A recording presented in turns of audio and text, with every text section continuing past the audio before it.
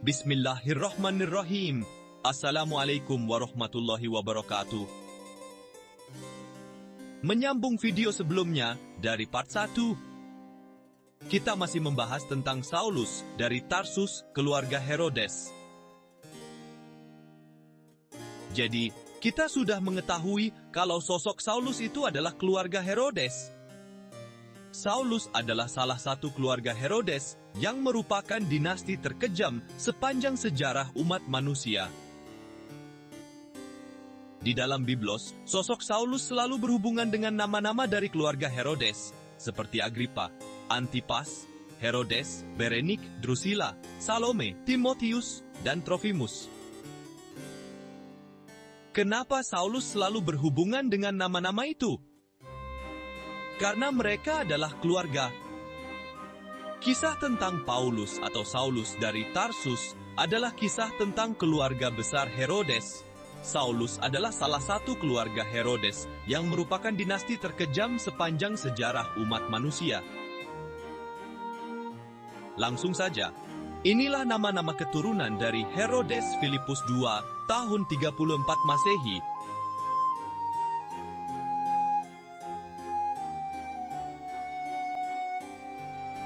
Salome mempunyai 3 anak, yang dalam bahasa Yudea adalah Aristobulus, Herod Agrippa, dan Aristobulus yang keempat.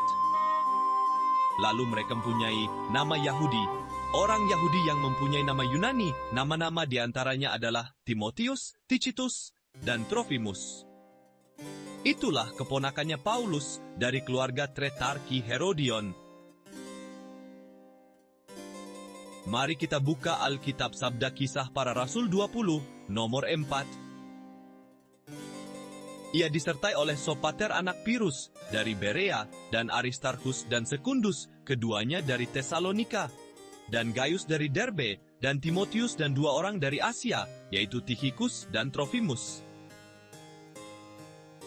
Mari kita buka Alkitab Sabda Kisah Para Rasul 24 nomor 24. Dan setelah beberapa hari datanglah Felix bersama-sama dengan istrinya Drusilla, seorang Yahudi. Ia menyuruh memanggil Paulus, lalu mendengar daripadanya tentang kepercayaan kepada Yesus Kristus. Kenapa Drusilla dan Felix memanggil Saulus? Padahal di sana banyak Hawariun murid-muridnya Yesus. Jawabannya adalah karena Saulus adalah saudaranya Drusilla. Jadi Drusilla ingin mendengar langsung dari saudaranya itu. Mari kita buka Alkitab Sabda Kisah Para Rasul 25, nomor 13. Beberapa hari kemudian datanglah Raja Agrippa dengan Bernike ke Kaisarea untuk mengadakan kunjungan kehormatan kepada Festus. Mari kita buka Alkitab Sabda Kisah Para Rasul 24, nomor 27. Tetapi sudah genap 2 tahun, Felix digantikan oleh Perkius Festus, dan untuk mengambil hati orang Yahudi, ia membiarkan Paulus tetap dalam penjara. Sebelum Festus menggantikan Felix, Paulus tinggal di tempatnya Felix. Dia bukannya di penjara, melainkan tinggal di rumah gubernur, yaitu Felix. Di catatan lain, kenapa Saulus dipenjara? Karena Saulus membawa Yesus ke hadapan Raja Herodes untuk membuktikan mukjizat Yesus. Tetapi saat dilakukan pembuktian, Yesus tidak melakukan apapun dan membuat Raja Herodes marah besar. Dan dari sanalah dimulainya pembantaian atas pengikut Yesus, yang dicap sebagai pembohong. Saulus mempunyai his own agenda. Apa agendanya? Untuk melenyapkan ajaran Tauhid Torah. Saulus mengganti hukum Torah dengan ajaran Helenisme. Dan agenda itu dimulai dari menghancurkan keluarga Yohanes Pembaptis. Bagi Anda yang belum tahu bahwa Yesus itu keluarga Yohanes Pembaptis, Yesus adalah sepupu Yohanes Pembaptis. Yohanes Pembaptis adalah anak dari Zakaria. Zakaria mempunyai istri bernama Elizabeth. Elizabeth adalah sepupu Maria, ibunya Yesus. keturunan langsung Nabi Harun alaihi salam. Nabi Harun alaihi salam, kakak dari Nabi Musa alaihi salam, di dalam suku yang namanya Levi. Yesus adalah sepupu dari Yohanes Pembaptis. Saulus tidak pernah diakui oleh 12 murid Yesus. Saulus tidak pernah diakui menjadi rasul yang mengabarkan Injil Yesus. Saulus tidak pernah menjadi rasul yang mengabarkan Injil yang diajarkan Yesus. Justru Saulus yang menghancurkan dan menghapus semua hukum Torah, mengatakan Torah itu kutuk. Saulus menghapus atau melenyapkan semua hukum Torah dengan akal bulus penggenapan yang sebenarnya tidak genap sama sekali. Penggenapan di sini artinya melenyapkan semua hukum Torah sesuai agendanya. Karena 12 murid Yesus tidak mengakui Saulus, maka tidak mungkin Saulus jadi rasulnya Yesus. Saulus hanya mengaku-ngaku, memproklamirkan diri sendiri, dan mengangkat diri sendiri sebagai rasul. Pengakuan sepihak atas kerasulannya tanpa legitimasi dari 12 murid Yesus jelas tidak sah. Untuk mengukuhkan kerasulan sepihaknya itu, Saulus dari keluarga Herodion segera bersekongkol dengan orang-orang Farisi untuk membunuh Yesus. Murid-murid Yesus, 70 nabi, dan semua orang yang percaya pada Yesus hingga pembantaian satu negeri Galilea. Seperti yang tercatat pada Markus 3, nomor 6. Lalu, orang-orang Farisi segera keluar dan bersekongkol dengan orang-orang Herodian untuk membunuh dia. Ini baru permulaan dari serangkaian pembantaian keji.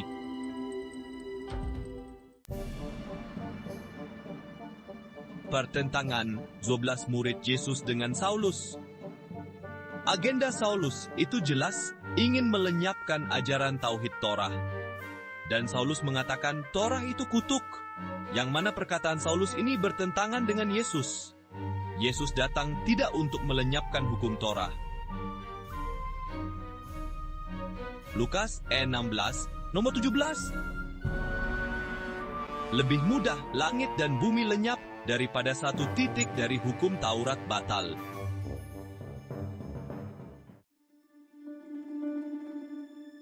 Sepuluh hukum Tuhan dalam Torah. 1. Jangan sekutukan Allah. Keluaran 20. Nomor 3. Jangan ada padamu Allah lain di hadapanku. 2.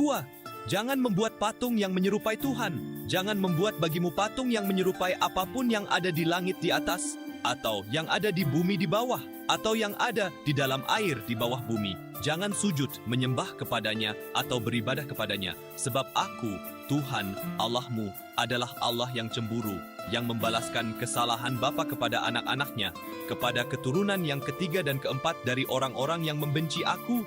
Tetapi aku menunjukkan kasih setia kepada beribu-ribu orang, yaitu mereka yang mengasihi aku dan yang berpegang pada perintah-perintahku. Ingat dan kuduskanlah hari Sabat. 6 hari lamanya engkau akan bekerja dan melakukan segala pekerjaanmu. Tetapi hari ketujuh adalah hari Sabat Tuhan, Allahmu. Maka jangan melakukan sesuatu pekerjaan.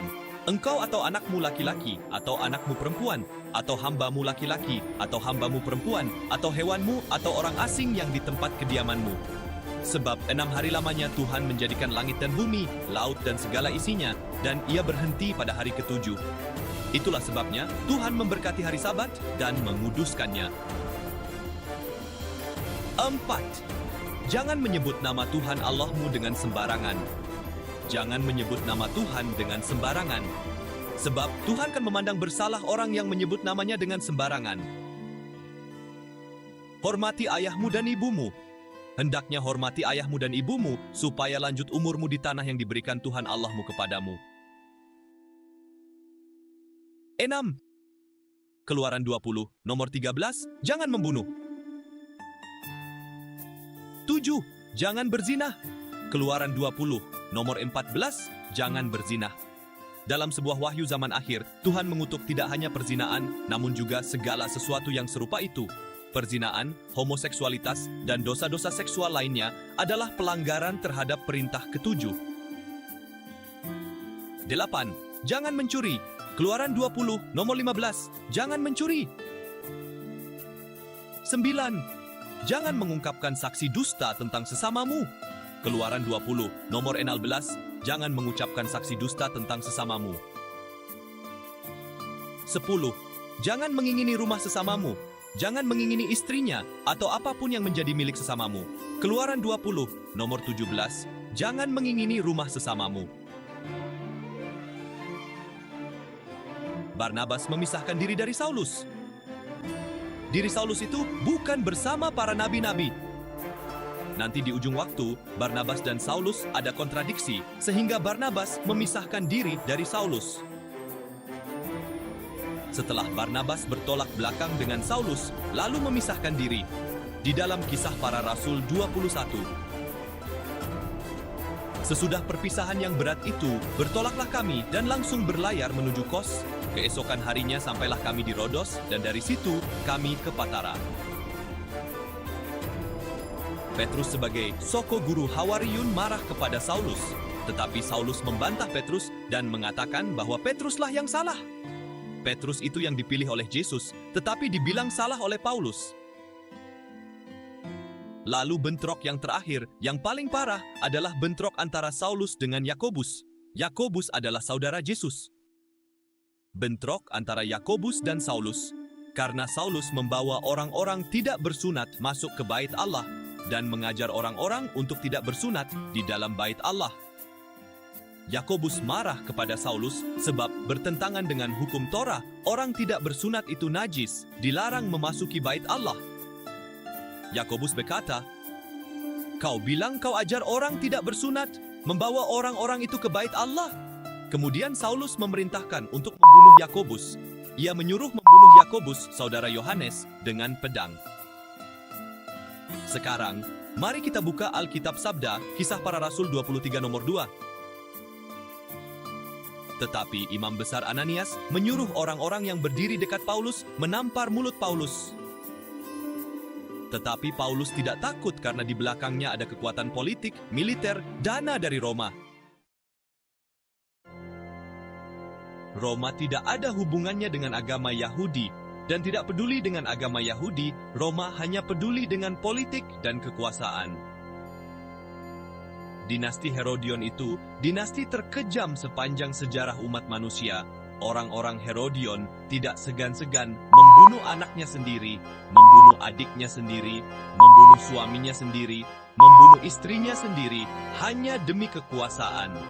Roma ingin memiringkan kebenaran agama Tauhid yang ada di tanah Yudea Galilea untuk diresapkan dengan Helenisme ke dalamnya. Supaya apa? Supaya perjuangan revolusioner tanah Yudea Galilea menjadi lemah, karena dasar perjuangan orang-orang Yahudi saat itu berjuang dengan dasar Tauhid Torah. Perjuangan melawan penjajah Roma yang luar biasa dari Yudea Galilea ini, termasuk di dalamnya ada yang namanya Bar Kokhba. Sampai dengan tahun 66 Masehi, bisa menguasai Yerusalem, mengusir tentaranya Vespasianus dan Titus. Kenapa orang-orang Zelot, para pejuang, para eseni, para sikari, susah untuk dikalahkan?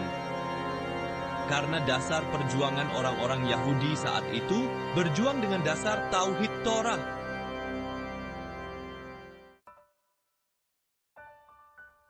Hukum Torah tidak bisa kalau langsung dilenyapkan, makanya dipilih, dimiringkan, atau dibengkokkan ajarannya dengan dalih penggenapan melalui orang-orang seperti Paulus.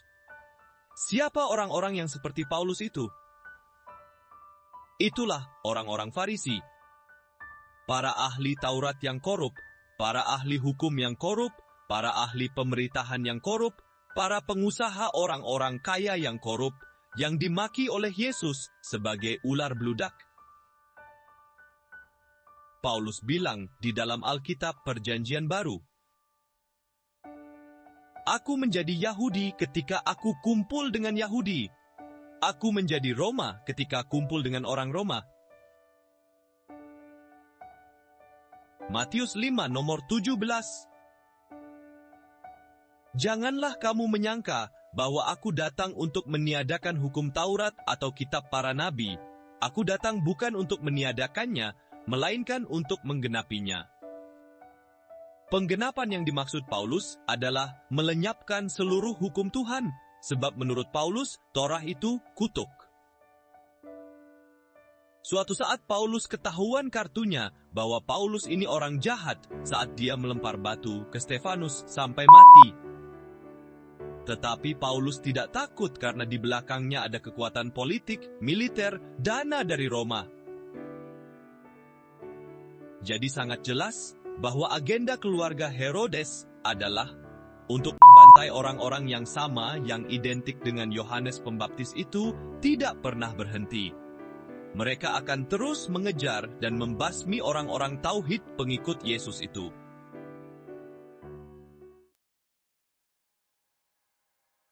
Mari kita buka Alkitab Sabda, Kisah Para Rasul 13 nomor 1. Pada waktu itu, dalam jemaat di Antiokhia ada beberapa nabi dan pengajar, yaitu Barnabas dan Simeon yang disebut Niger, dan Lukius orang Kireni, dan Menahem yang diasuh bersama dengan raja wilayah Herodes dan Saulus. Inilah kedustaan para teologia dan para pendeta yang mengatakan tidak ada lagi nabi setelah Yesus. Lalu mengatakan, jangan percaya bahwa Rasulullah Muhammad SAW itu adalah nabi setelah Yesus, karena setelah Yesus tidak ada lagi nabi. Padahal ada bukti tertulis Biblos, Kisah Para Rasul 13 nomor 1. Di situ tertulis, ada beberapa nabi dan pengajar. Jadi bukan hanya satu, ada banyak nabi setelah Yesus. Semua ajaran dogmatis, liturgia, traktat, tatanan dari konsilia, semua itu mengacu kepada ajaran Saulus yang sudah kita baca. Jelas!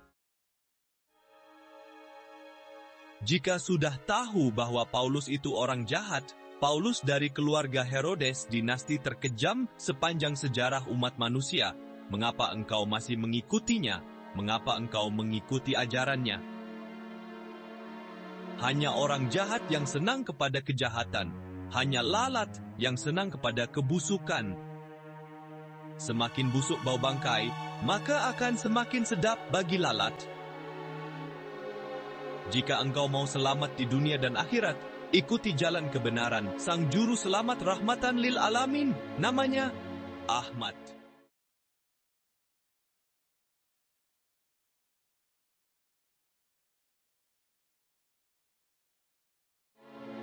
Wallahu alam bisyawab. Sekian dari saya. Wassalamualaikum warahmatullahi wabarakatuh.